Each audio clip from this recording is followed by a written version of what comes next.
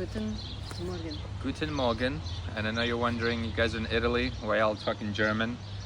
Well, actually, we had a little bit of a history lesson. We're in South Tyrol, Italy, which I probably mispronounced that like everything else on this trip. Apparently used to be a part of Austria back in one of the world wars, and so actually most people here speak German. They speak Italian too, but for the most part, even this resort, Garberhof, is very much German. And as you can see, the mountains that we rode through are still like in the back behind us. And we didn't see too much of them last night though, because it was pouring. It was pouring, and Thunderstorm.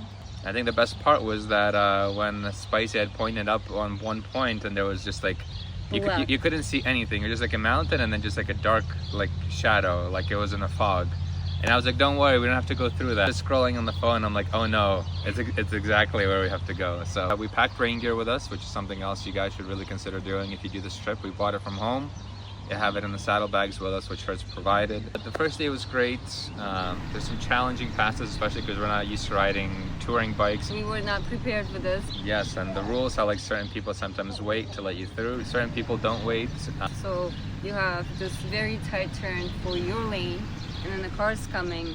You'll see on the videos, but it's when we say it's tight, it's proper tight, to the point where I thought my mirrors were gonna clip like the car's mirrors. You have to be really comfortable using the rear brake. Yeah, counterweighing on the turns. So you went wide, so I was looking at you, and then there was another bike coming. It's always the husband's fault. The bad part about the tight turns, you just had a lot of elevations, like either up or down. Especially in a big bike, it's harder for you to make the turn. Because sometimes if the car slowed down in the middle of the corner, it was coming out, or I had to like traffic in front of it. You're basically stuck in the middle of a corner up like a steep incline on a heavy bike, and you're trying to figure out if the car's gonna let you through or you're gonna keep going. The roads though, beautiful. Even the pass itself, the Splugen Pass was just gorgeous. Yes, I agree. By the way we got to the Splugen Pass, I was like, this is nothing. What do you mean it's nothing?